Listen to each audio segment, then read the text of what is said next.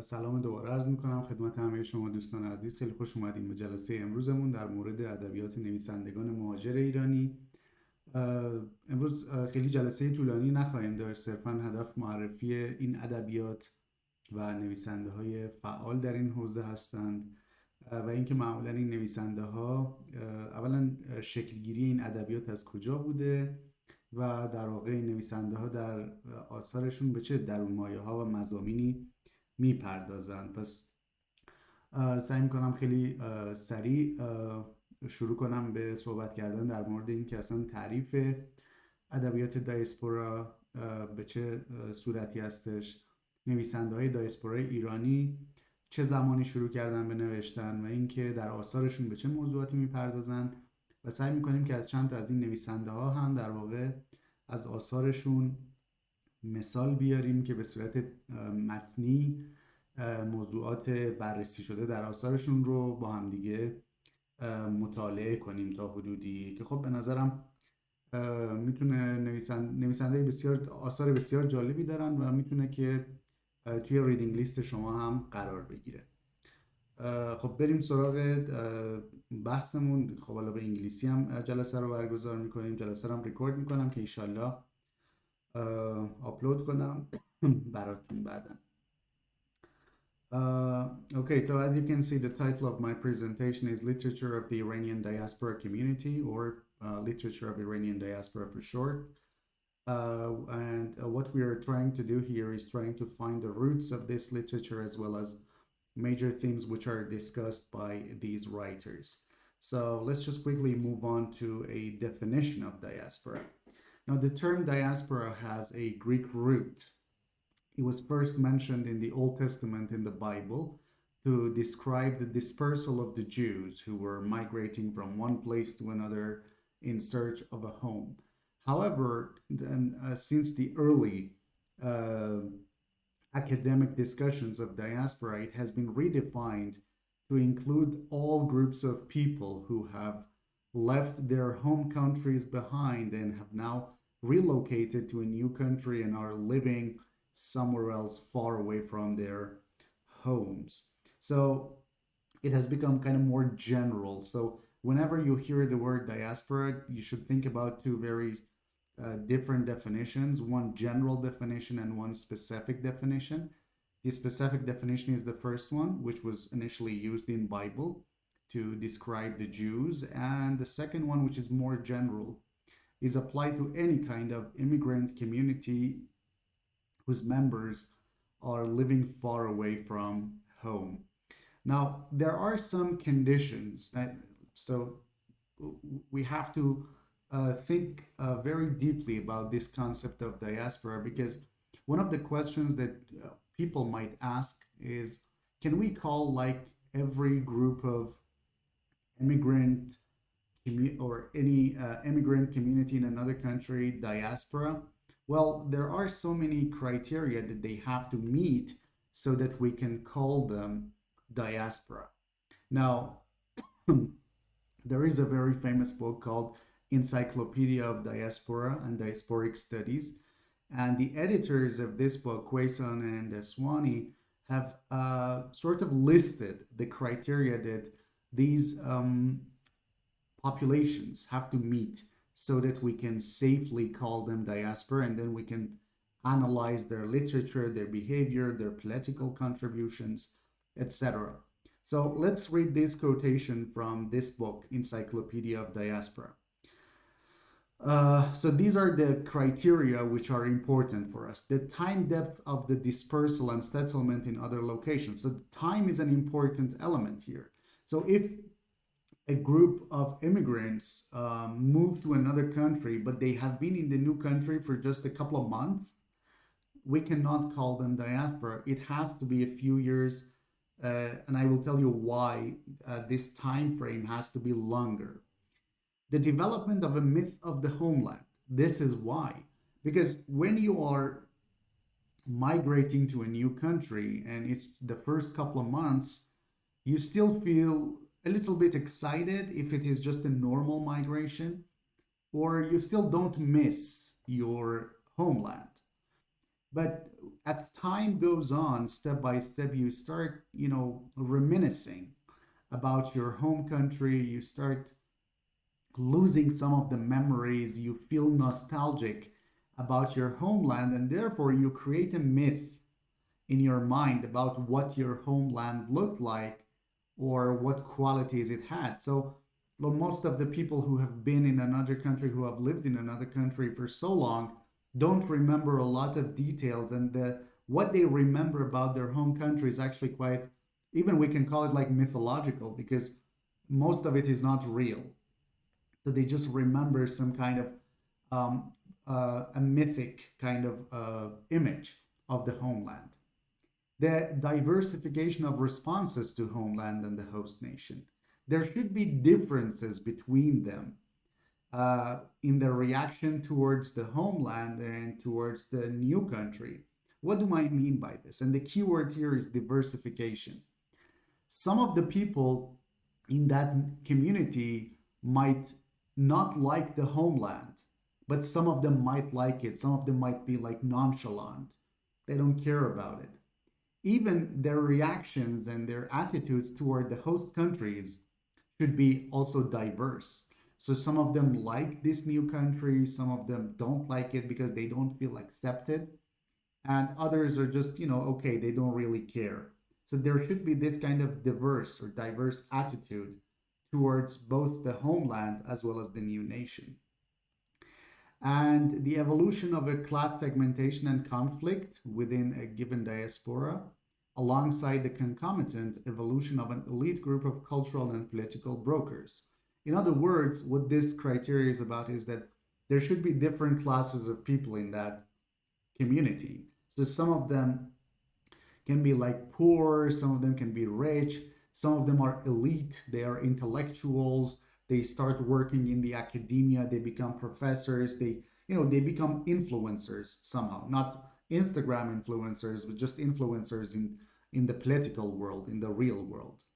The ways in which contradictions among the various class segments end up reinforcing different forms of material and emotional investment in an imaginary ideal of the homeland. And once again, this kind of, again, class difference between them will create different responses and different emotions with regards to the homeland. So those people who are actually well off, well to do, rich in the host country, they no longer care about the homeland, or they try to, kind of smear or, portray the homeland as this bleak and black kind of country. But those of them who are like poor, or those of them who have not experienced assimilation, in other words, those people who have not been accepted in the host country, start, missing the homeland, and they say that, okay, if we were back in our homeland, we could have our family and friends around us, and we wouldn't really feel lonely.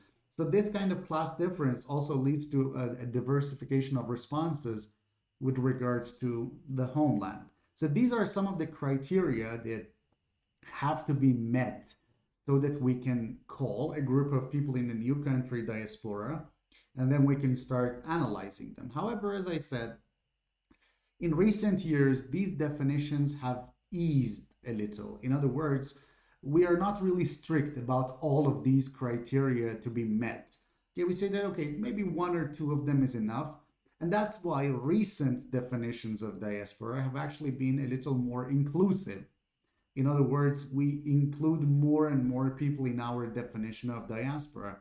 And so this is like a recent definition of diaspora, as you can see here. Any transnational migrant community that maintains material or sentimental attachment to its country of origin, its home country, while adapting to the limitations and opportunities in its country of settlement, aka the host country. Hello, everyone. Welcome. Thank you very much for joining me today. So this is a very recent definition of diaspora, which, as you can see, is just very inclusive. There is no kind of strict criterion here. Just any kind of migrant community who lives somewhere else and then, has some kind of attachment to the country. It could be a material attachment, And by material, we don't mean just money. We mean like going back and forth physically between the two places, or just a sentimental or an emotional connection to the homeland. So as you can see, recent definitions are very inclusive. There are some critics who don't like this definition. For instance, there are so many different critics, but I've just brought one critic in particular, Benedict Anderson. Now, Benedict Anderson is a very famous philosopher in the field of nationalism. So Benedict Anderson says that there are different groups of people, and we cannot use the label diaspora for all the people who are living in another country. For instance, he offers as another key term here, another keyword here, long distance nationalists. And he says that, well, my suggestion is much better than diaspora. And he goes on and talks about this kind of difference between them. He says that the word diaspora is very, very restrictive because the associations, every word in English has a denotation and a connotation. The denotation is the dictionary definition of it, but the connotation are the cultural significances attached to a word. And I always bring this example to my students. So when I say, when you hear the word mother, the denotation of the word is just a woman who has given birth to a kid or a child and now is taking care of it. That's we can all agree that this is a very basic definition of who a mother is. But when it comes to the connotations or the cultural definitions of motherhood, so we say sacrifice, kindness, those are the things which you cannot find in the dictionary but are culturally associated with this concept of mother. So Benedict Anderson, for instance, one of the critics of diaspora, argues that diaspora is very restrictive, meaning that it only connotes loss and nostalgia. You only think, oh my God, I've lost my home country and I don't belong here, so I'm feeling nostalgic. Okay, so he says that most of the people who live in an immigrant community outside their homelands actually do not just sit at home crying and thinking about their homeland. They are actively participating in different kinds of activities which are related to the homeland. For example, if you're a writer, you try to write about your homeland. If you're an artist, you try to make movies or do paintings about your homeland. If you are a professor, you try to teach your students about your homeland. You try to accept students from your homeland when they apply. If you're, for example, a political person, you try to influence the government of the host country to have better relationships with your homeland. Or even those people who do not like the homeland, they try to lobby the politicians of the host country to, put sanctions of the homeland. So what Benedict Anderson is saying is that, well, there are different groups of people within this diasporic community, and that's why we cannot use only like one term, diaspora, to describe all of them, because some of them engage in a political project, and that's why he prefers the term long distance nationalists.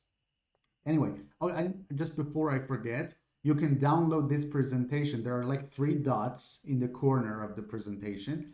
If you click on it, there's the download option available for you if you want to have this presentation of mine. So now that we know what the definition of diaspora is, let's talk about the Iranian diaspora community. Like, when did this happen? Where did people go, etc.? We have so many different scholars in this field of study who have extensively done extensive research on this literature of diaspora, or just generally speaking, Iranian immigrants abroad, and they all of them kind of agree on the fact that there are multiple reasons why people immigrated to other countries, especially in the 60s, 1960s, 1970s, 1980s. What they talk about is, well, the first one was the Islamic Revolution, which occurred in 1979. That's the one of the major events which created the first wave of immigration from Iran to all over the world, including places like, for example, the United States of America. But the roots of the Iranian diaspora community is not only are not just limited to the 1979 revolution. The Iran-Iraq War, which happened in the next decade, in the 1980s, was also the second important event which created a second wave of immigration, and people fled the country in fear of the fact that the country would probably be in ruin for a long period of time, and so their quality of life would not be ideal and optimal. And that's why a lot of people who could afford it decided to, you know, move to another country, but again, in particular, to the United States of America. And this is a quote from Amy Malek, one of the leading experts in the literature of Iranian diaspora. Um, let's read the final paragraph here, which is a direct quote from one of her articles. Malek says, migrant Iranians settled across the world after these two important events, and today Iranian communities of all sizes can be found in many nations. The US, however, has become host to the largest Iranian diaspora community because of its long-standing ties with Iran and the significant number of US-educated Iranians who have resided historically in North America. It is difficult to establish precise figures for the Iranian American population, but estimates have ranged from over 1 million in the United States to 4 million or so worldwide.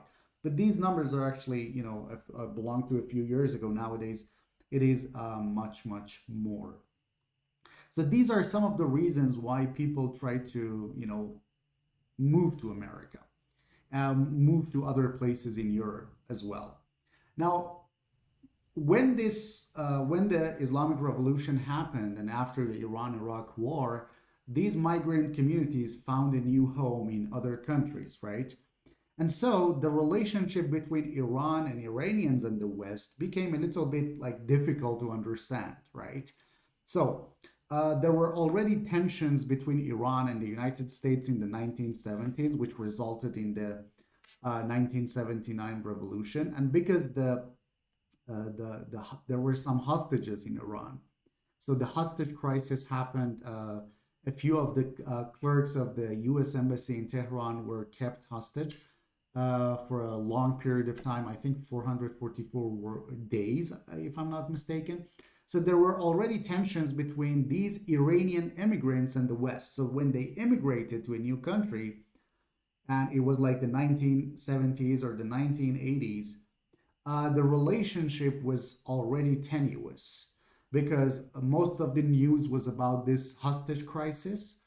And so those people who had just immigrated to this new country found it really, really difficult to assimilate, to find their place in the host country. Why? Because most of the time when Iran was portrayed on the media, all they were talking about was, the hostage crisis, the tensions between Iran and the West. So there was this kind of very tense feeling among these immigrants who were afraid that they would not be accepted, and we will talk about this in the novels and in the memoirs that we will talk about later.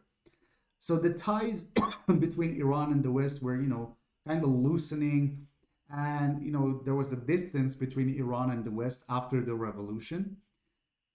The Iran-Iraq War really didn't help, but then let's flash forward a few years later to when 9/11 happened.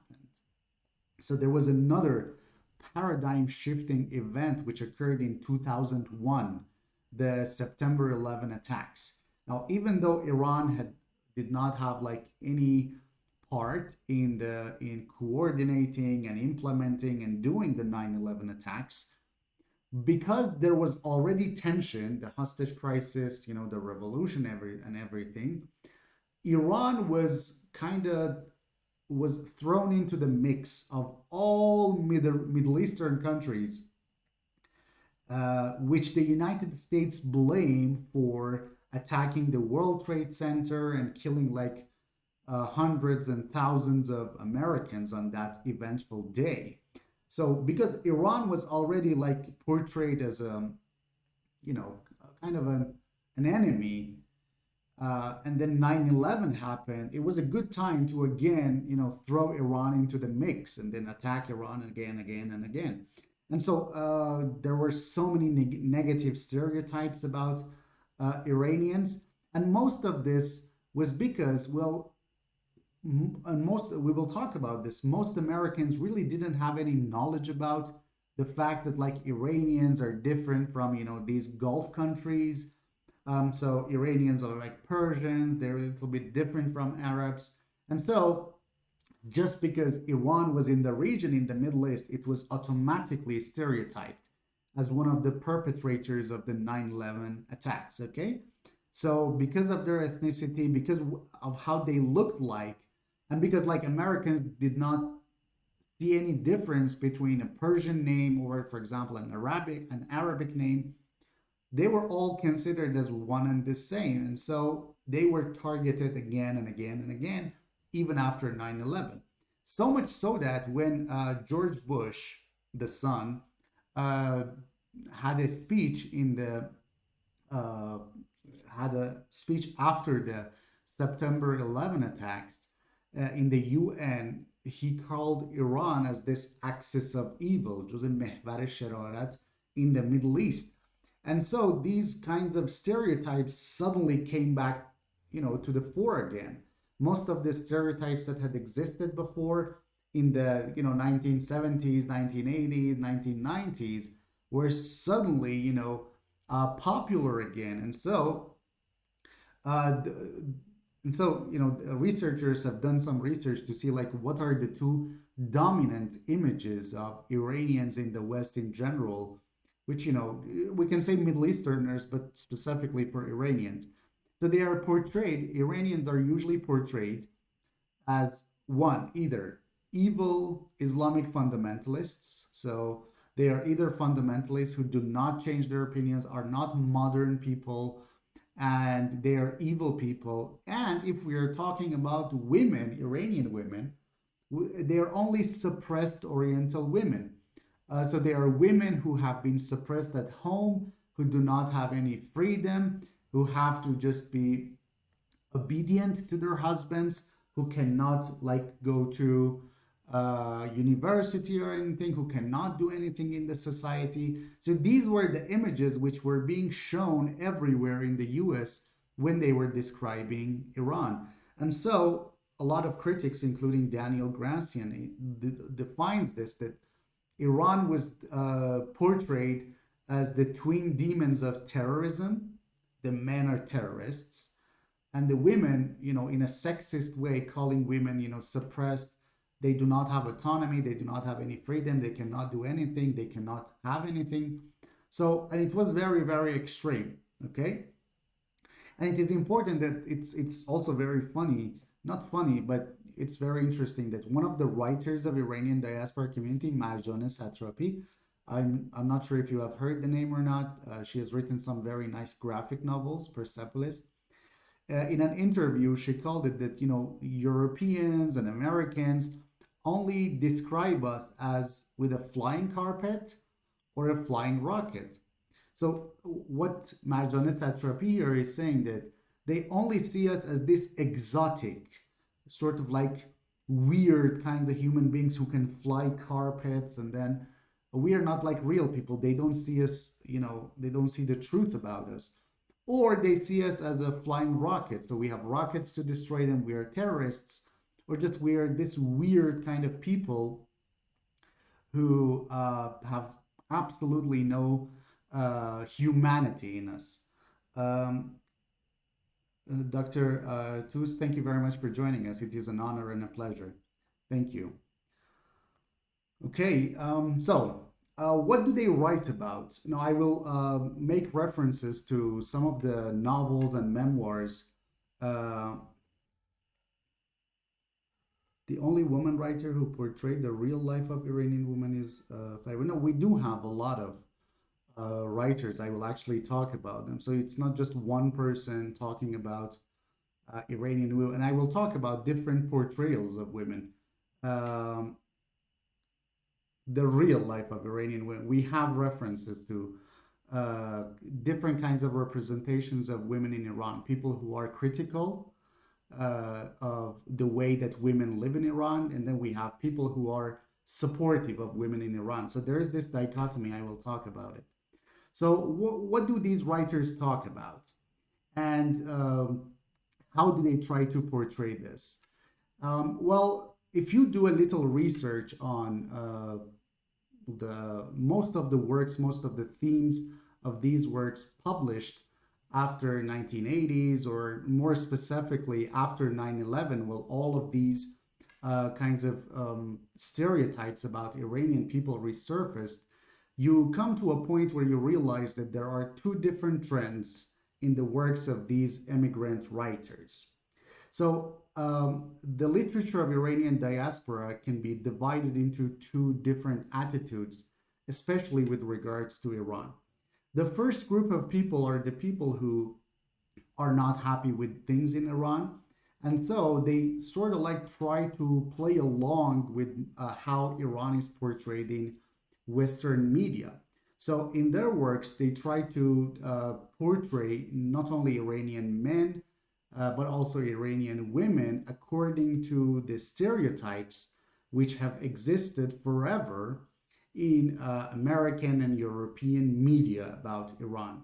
So when it comes to literature, even memoirs are considered as a subcategory of literature. The concept of reality and the concept of reality should be distinguished, should be studied in a different line as opposed to realism or portraying life realistically. Because I always teach my students this in their short story course, that realism or portraying something realistically doesn't really mean that you have to talk about real people in Iran. All you have to do is try to kind of talk about uh, them in a lot of detail, so that when people start reading them, they start believing that, yeah, this might be real. So adding a lot of details so that they believe that, yeah, this could happen in the real world, is how literature tries to be realistic and portray people realistically. So, as back to what I was saying, so there are two trends of works in the literature of Iranian diaspora. The one who write sort of like we can say in opposition to Iran, and the ones who are, according to Benedict Anderson, whom I referenced a few minutes ago, are long distance nationalists. So what they care about is that they try to engage in transformative dialogue with Americans and the American audiences. So as to kind of like bring a balance or a compromise between their one-sided view of Iran and Iranians, the things that they see in the media, and the experiences of these immigrants who have either lived in Iran or are second generation immigrants whose parents have lived in Iran. So there is this kind of trend, these two trends in the literature of diaspora. So but if you do an analysis of them, these are some of the common themes that can be found in both camps. Now, what they really talk about, whether they are first generation immigrants or second generation immigrants, is that they usually try to portray how they were mistreated in the United States or elsewhere. So if they went to England, how they were mistreated there because of their ethnicity, because of where they came from, or if they live in the United States, how they were perceived and how they were welcomed. So this is something that they all talk about. This is one of the common trends, and one of the major themes that can be found in almost all of the works written by the Iranian diaspora community. And I'm just going to read some samples from some of the works uh, here for you, and then I will leave the rest to you to do your own research. Siamak Baniameri, one of the writers of Iranian diaspora community, has actually a very funny novel called The Iranian Dream, which is like a funny play with the American dream. And so this very witty and funny novel, The Iranian Dream, discusses the experiences of an Iranian immigrant in the United States, especially after the events of 9/11. And so he, like, confesses right at the beginning, he creates a character, and the character in the novel says that his life turned upside down after the events of September 11th. And so he talks about this idea that, whatever he did, he always looked suspicious.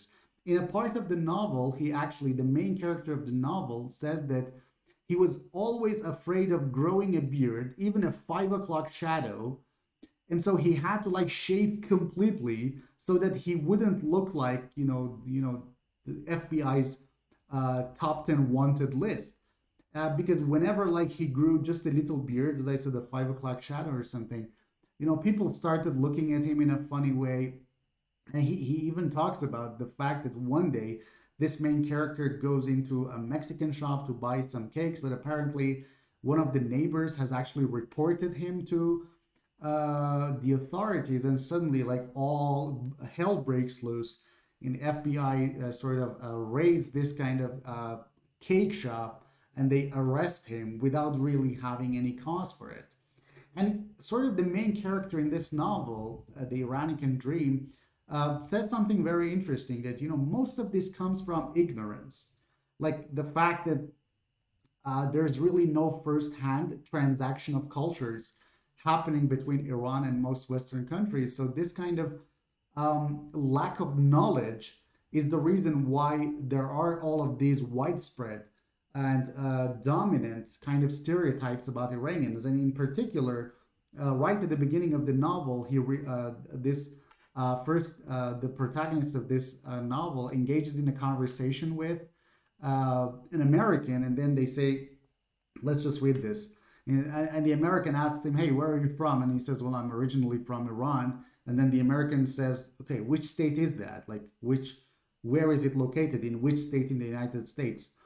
And then the Iranian person says, it's not in a state in here. And then he says, oh yeah, it's in Mexico. And then the Iranian person says, no, it's not in Mexico, it's in the Middle East. And as soon as the main character says Middle East, the American person says, oh yeah, you guys really shouldn't have done that 9/11 thing. That was not cool. So kind of like immediately by just talking about Middle East, this American guy associates this Iranian person with a geographical location that he blames for the 9/11 attacks. And then he says that, look, I'm in Iran. I'm from Iran. I know that Iran didn't have any part in the 9/11. You might be thinking of Iraq. And then as soon as the other one says Iraq, it says, hey, no difference. Hey, by the way, I'm sorry about cat noises. We do have a bunch of cats in our yard. So if you hear any cat noises, my apologies. So, and then the American says, oh yeah, where's your buddy Osama, by the way? So he continues this kind of harassment of this Iranian guy, and then the Iranian person doesn't like blame the American, and all he says is that this is some sort of ignorance, which is because of lack of misunderstanding and information. Another important thing which usually occurs in these works is that Iranians are usually portrayed as uncivilized. So most of the people in these novels, or even memoirs, I will talk about the memoirs, which are sort of more real, so to speak, even though they are considered literature. Most of these interactions that occur between Iranian people and the Westerners, they are like surprised that there are cars in Iran. They are surprised that there are banks in Iran. So Iran for them is this kind of backward community of people who are probably living in the desert, and like the most advanced technology that they have is a camel. So there is this kind of portraying Iran, or trying to portray Iran as being uncivilized. There is one interesting novel by an Iranian immigrant writer called Marsha Mehran. Unfortunately, she passed away at a very young age. The name of the novel is Pomegranate Soup. Now, Pomegranate Soup is about three Iranian sisters who immigrate from Iran, and they go to a small Irish community in Ireland. And so, and because they're all of them are kind of like cooks, great cooks, they decide to establish this restaurant and they call it the Babylon Cafe. It's interesting what happens in the novel. They before the opening night of the restaurant, they just cover. They draw the blinds and they cover all of the windows so that people cannot see what's going on inside this cafe until the opening night. And people grow really, really curious about what's going on inside there because they have heard rumors that these people are from Persia or for example from the Middle East. And so because they don't have like this kind of again knowledge about Iran and Iranians, they start different kinds of gossip about what's going on inside the house. So these are some of the things I've actually brought for you from the book, different pages of the book, as you can see. So let's see how they describe. They don't know what's going on in Iran, and this is kind of a metaphor that you haven't actually seen what's going on in Iran, but then you try to kind of create this kind of myth about them based on what you have heard. So these are some of the sentences that these people say. Lewd animal acts and drug use. It cannot, whatever it is, it cannot be civilized. These, and I'm sorry for the language, fucking foreigners laying their filthy paws on what was rightfully his. This is one like white person saying this, that I wanted to buy this house to turn it for myself, but these Iranian sisters came and then they bought what was rightfully mine. Harlot of or whore of Babylon, a foreign hussy, bleeding Arabs, and even harsher words like they're all sluts. And again, I'm sorry for all of these terrible words, but I just want to show you that how these sisters are described simply because they have covered the windows so that it's a surprise for everyone in the town and in the village. And this kind of portraying Iranians and uncivilized and general mistreatment of Iranians in the West continues in other works as well. So the most recurrent image that you can find in these works is that whenever there is an interaction between an Iranian and a foreigner, they instantly say, "Hey, how are your camels back home? And is it fun to ride a camel or something like that?" So again, Pomegranate Soup, the novel I just talked about, some of the members of this village, again, when they see the sisters on the street, the only thing that they say is, "Hey, go back to your stinking camels." We have another fantastic novel by a brilliant writer called Porochista Khakpur. She has actually written a few books, but the most important and the most famous one of which is Sons and Other Flammable Objects. SOFO for short.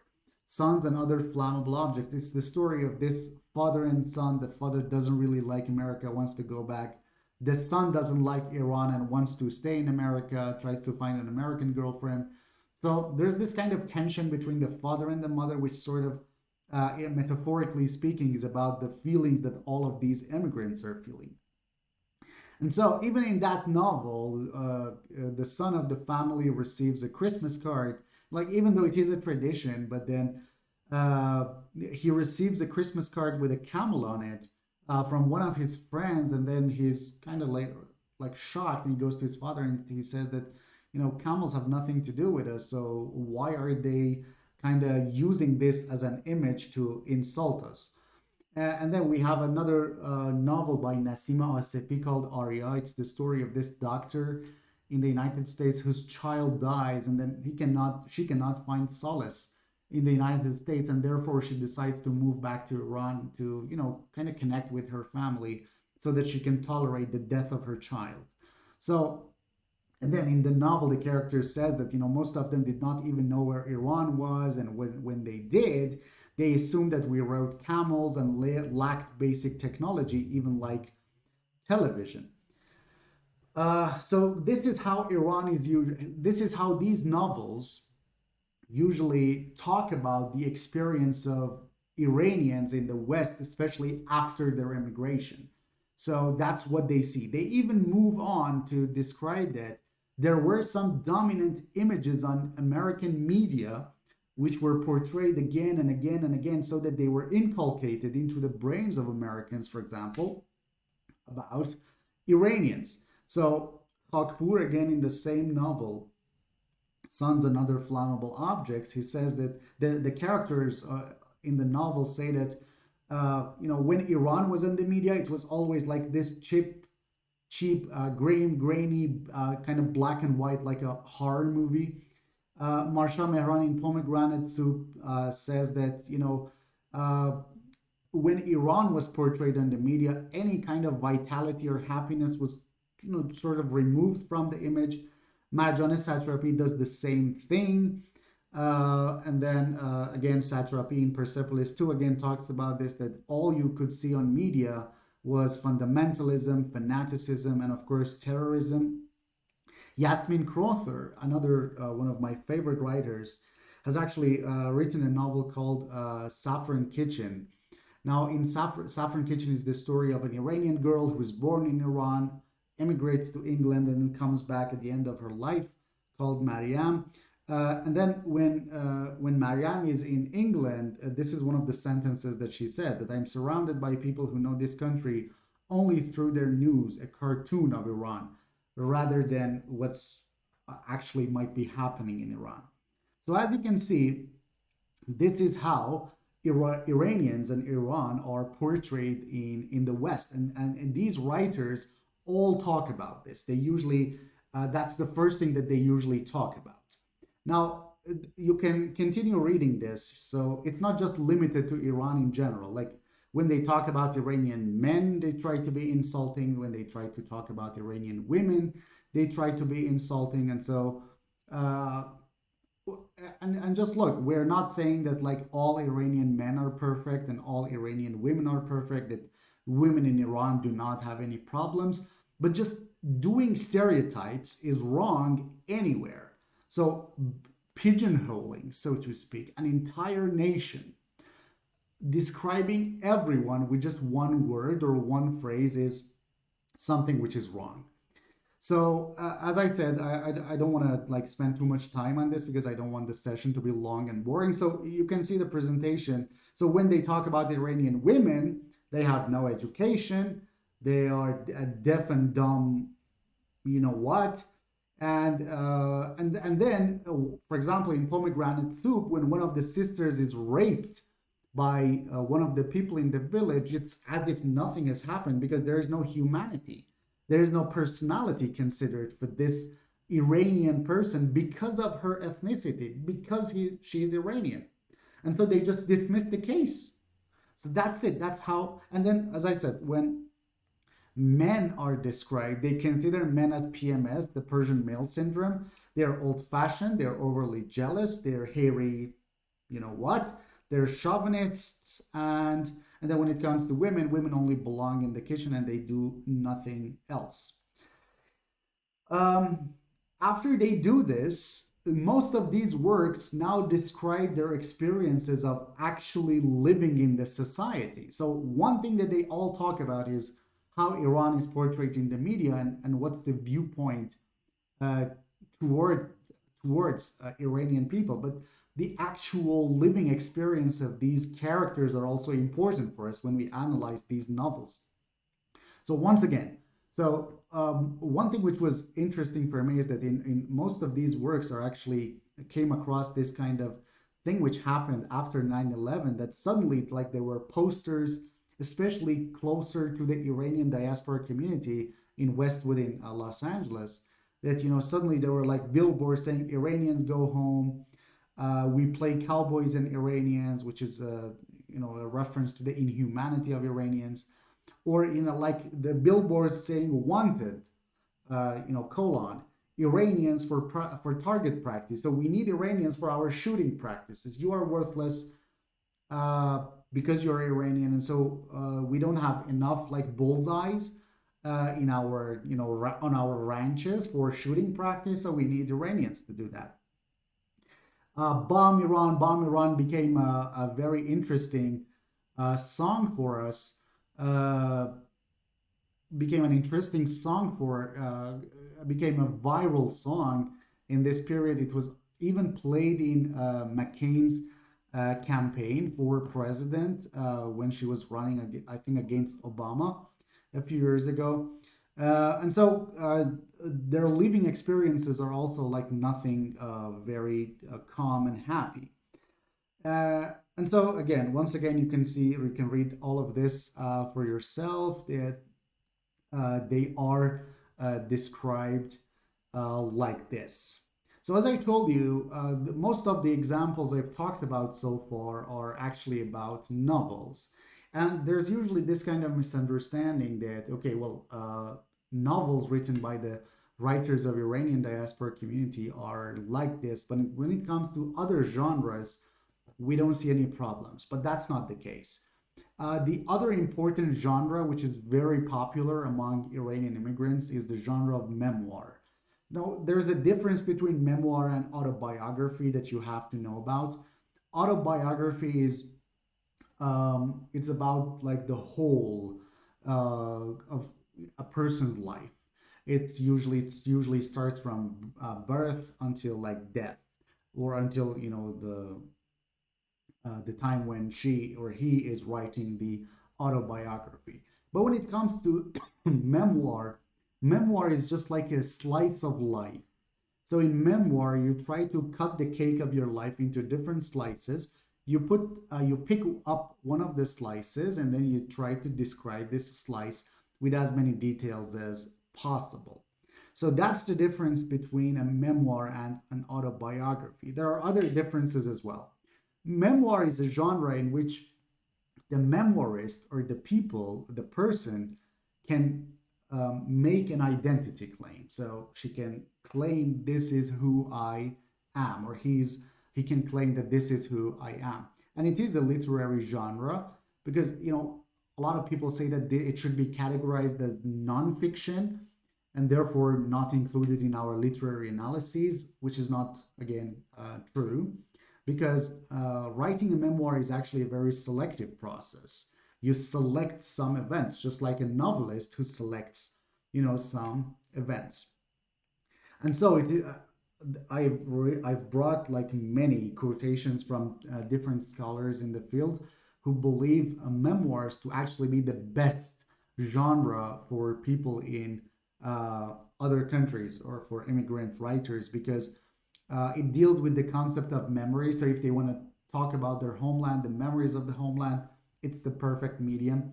It's also a performance of the self, because you're presenting yourself as who you are at this particular moment in your life. So it's a great way to shine light on yourself, on your culture, where you come from, and who you are right now. And because it usually has a first person narrator, it creates a kind of intimacy between the writer, the memoirist, and of course the audience. Now, was memoir something new to Iranians? Obviously not. Farid Goldin, one of the, again, leading experts in this field, says that no, we've always had khatirat in our culture. And so it used to be, a kind of genre that people avoided, because Iranians are usually like shy, and they avoid voluntary self-revelation and self-referentiality when it comes to like people who are not family members. So we don't really talk about ourselves with strangers. But then, because we try to like censor ourselves, and then we don't want to talk about ourselves. But then when people migrated to to the West, they kind of realized that there was this kind of lack of agency, and so memoirs can actually help them take agency, take control of who they are, of defining who they are, because who they were was defined for them by other people, and this was not ideal. So what they did was they looked for a genre that would allow them to take agency of their life stories, to try to talk about their life stories not only in Iran but also in the West. So the genre of memoir was a perfect medium for these immigrant writers, because this was the place where they could, again, take agency of their life stories. They could begin talking about who they are, and they could do it with authority.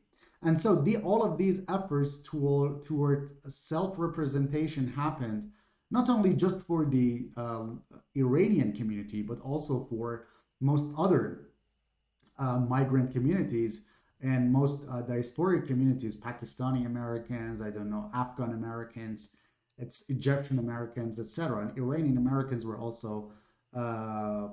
kind of interested in following this. So we can also do this.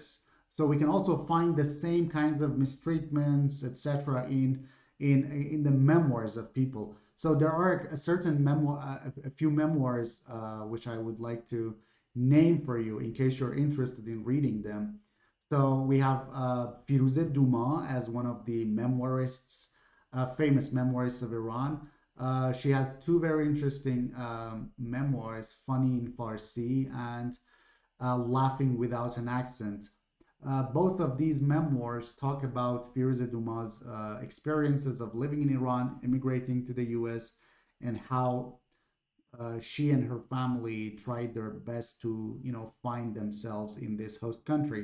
And it's interesting that, for example, in those two memoirs, Funny in Farsi and Laughing Without an Accent, Firuzeh Dumas talks about the problems that her family had in Iran, but she also shines some light on how their life in the West was actually as troublesome as, even more troublesome than they had initially imagined. For instance, let me just give you an example. Like Firuzeh has a fiance, a French fiance, when she goes to California, and she says that her fiance was actually French. And so she kind of makes this kind of comparison between how her fiance was greeted and how she herself was greeted in California, which is arguably a very has open mind people. It's a blue state, mostly Democrats and no Republicans, so it's very inclusive. They accept immigrants from all cultures. But even in a city like this, and she even goes to Berkeley, and Berkeley was the the home for the freedom of speech movement and most of those movements back in 1960s, the Black Panther movement and women's liberation movements. And so even in a city like Berkeley, which is famous for Martin Luther King Jr.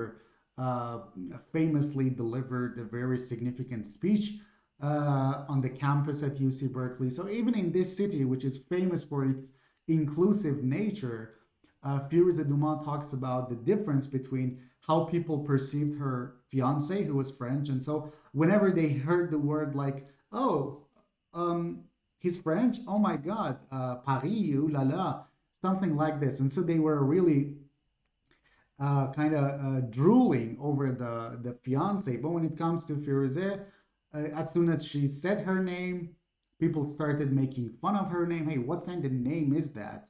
Nobody except Zora, nobody except a person with a mask has a Z in their name. So kind of making fun of her name in an effort to kind of belittle Firuzeh. And then again, nobody accepted her at school, and even when she attends college, she still experiences the same kind of uh, kind of and we do have a word for it, kind of not being accepted in the society. All of this leads to a kind of feeling among immigrant communities. Once again, I'm not saying that only Iranians are uh, experiencing this. It happens everywhere and among different kinds of immigrant communities. But we do have a term for it. And the term for it is that these people are actually, when they feel this, they are trapped in what we call a limbo state. To be more precise, a limbo state of between and betwixt, which means that, they have left Iran, and most of them haven't seen their family members for decades. They have immigrated to a new country hoping that they could be accepted in this new country, but they're not. So they're not accepted in the US. And when some of them come back to Iran to visit family members, the family members in Iran no longer kind of accept them for whatever reason there is. But the most prominent reason is that they usually are described as being of being Khareji or a foreigner. That hey, you have changed a lot. You're not one of us anymore. your tastes are different. You're listening to Taylor Swift, Britney Spears, whoever is on the charts, and then we don't do that. So you are different. So when they come back to Iran, they cannot feel at home anymore. And then when they move back again to the, let's say, United States, they cannot feel assimilation perfectly. So they are not fully accepted like 100%, and so they're trapped in this kind of limbo. And it is fascinating if we think about this. The same thing is true for their literature. So not only is the content of the work, not only are they not accepted, like personally, are they not accepted as belonging to this camp or that camp, and therefore they're trapped in this kind of limbo state. The literature that they produced also suffers the same fate. The literature that they produced, even though it is in English, are not usually included in the canons. Yes, some of them are, but most of them are not. So I know for a fact that Funny in Farsi was adopted by some high schools in the United States as a reading material for high schoolers. But the majority of the works written by immigrant writers, and in particular Iranian American writers, are not accepted as a part of the American canon. And then back home, because they, as I said, they're not portraying a completely black or a completely white picture of neither Iran nor the United States.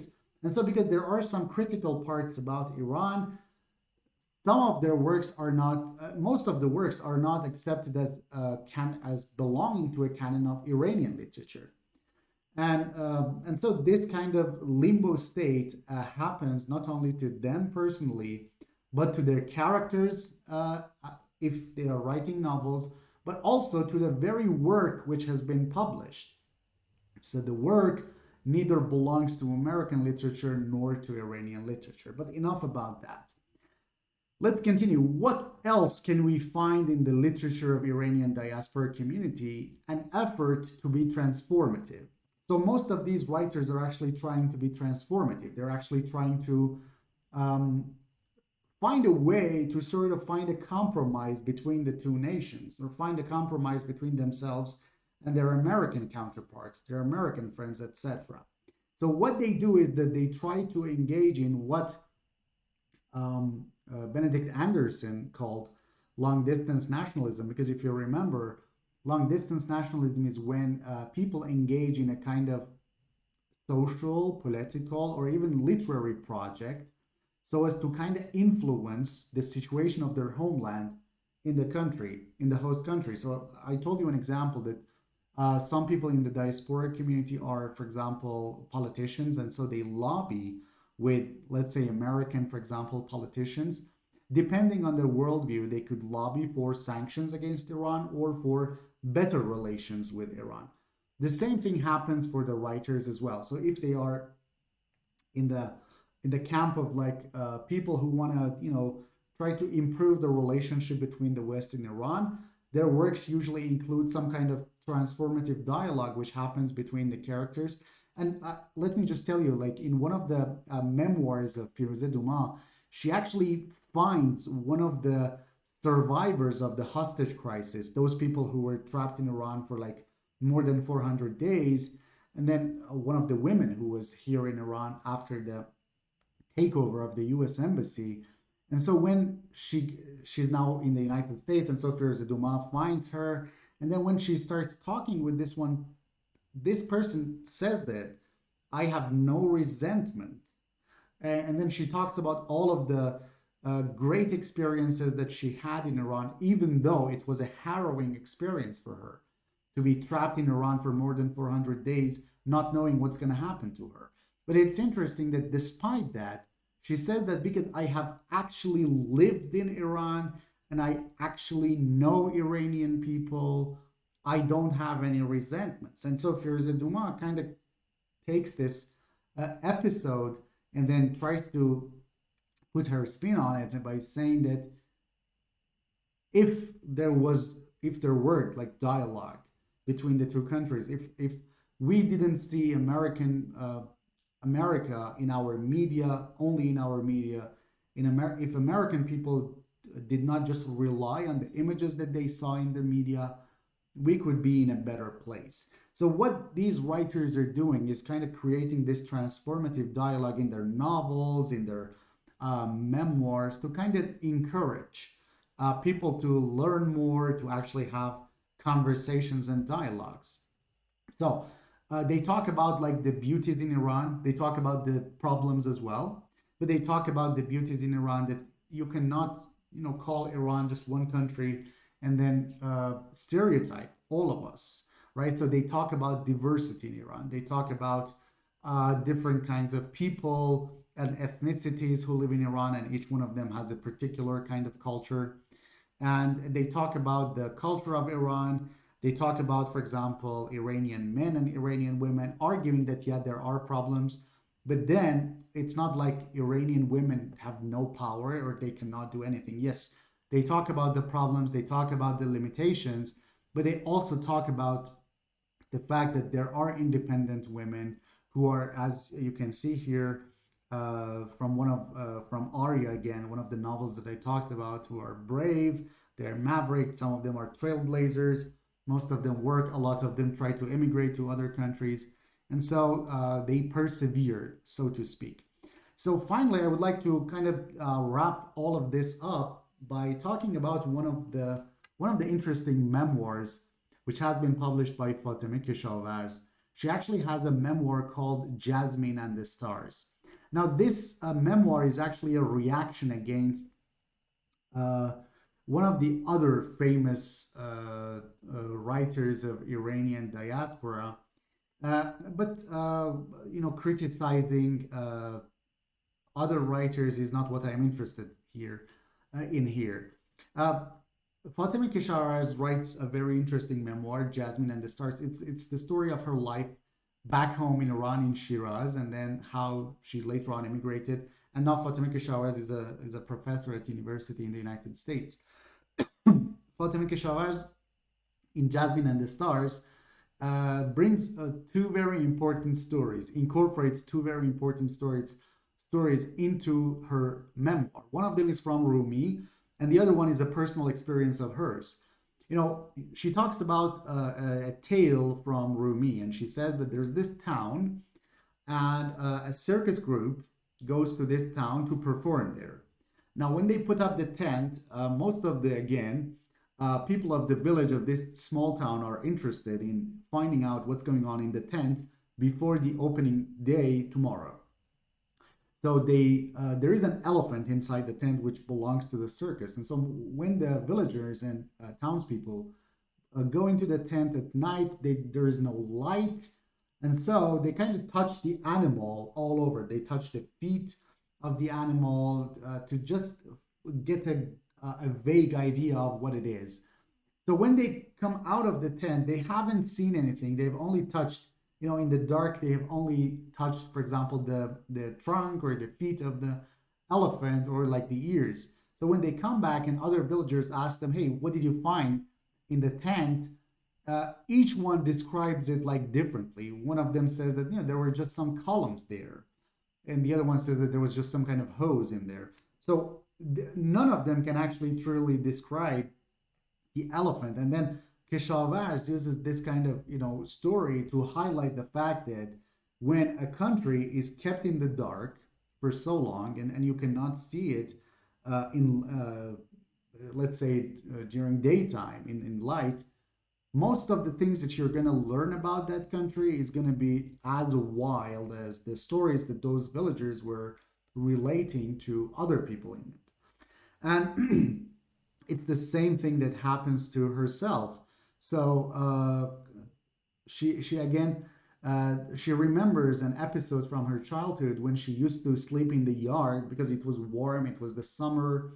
And so Jasmine is looking at the stars, but then suddenly there's this group of grasshoppers which fly over the city of Shiraz, and so they block her view of the stars. And then when she complains to her grandmother, saying that I cannot see the stars anymore because of this huge wave of grasshoppers moving over it, her grandmother kind of tells her that, it's temporary, you have to wait, they will clear the sky, and then you can see the stars. And so Keshavarz is arguing here that, when you tell other people, and this is where she criticizes other kinds of immigrant or diasporic writers, that they only focus on the ugly and dark aspects of Iran, and they don't talk about the other parts as well. And so she says that she's not saying, hey, don't talk about the bad parts or don't talk about the problems.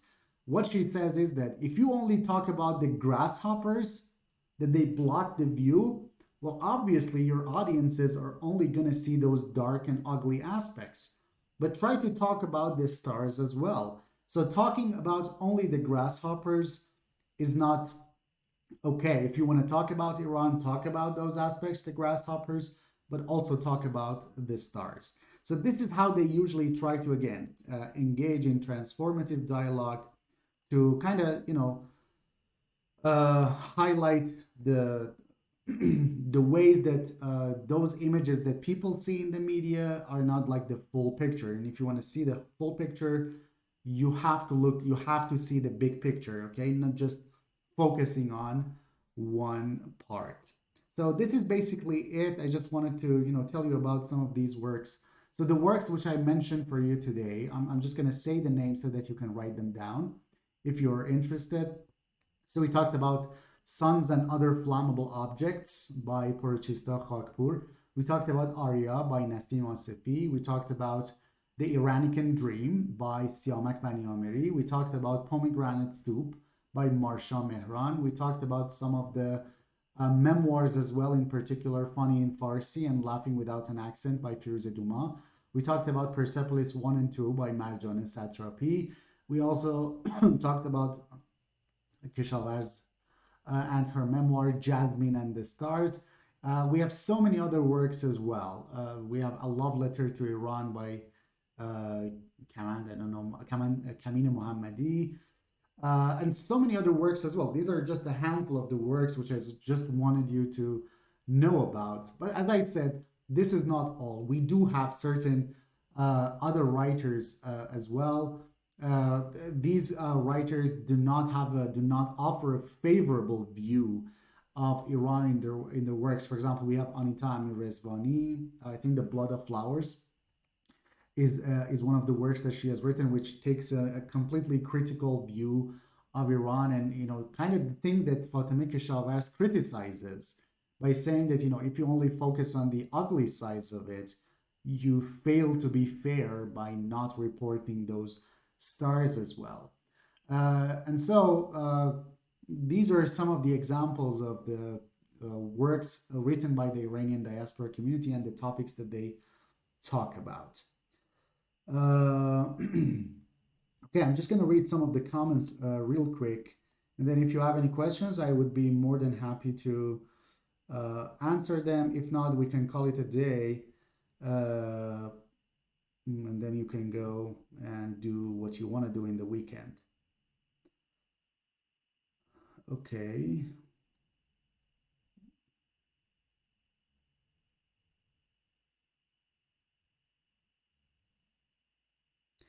One of you has asked like why most of the studies today focus on the novels rather than the memoirs. And as I said, the problem with that is that when people choose the novels, there will be no opposition by their professors or by whoever is in charge. So they would say, okay, well, it's literature, it's a literary analysis, so I'm okay with it. But when they select novels, they say that, okay, well, this is nonfiction and we are not dealing with nonfiction, okay, because it might be dangerous or, it might not be accepted in the by our colleagues. But as I told you, memoir is a kind of literature, is a kind of even fiction, we can say. And so I don't think that there is a tendency to only work on the novels, because I know for a fact that a lot of people have actually focused on the memoirs rather than the novels. But and it's not the matter of just being more authentic. It's more interesting because they talk about themselves. So our curiosity is more piqued. But yeah, I agree with you that talking about the memoirs will be even more fruitful if we pay attention to them. So, any kinds of questions? If not, thank you so much for the session. Okay, apparently there are no questions. So thank you very much for joining me today in this session. I will upload the video later on for you, and you can watch it again if you like. You can also share it with your friends. So thank you very much. I enjoyed talking with you, and have a good day. And thank you very much. Have a good weekend.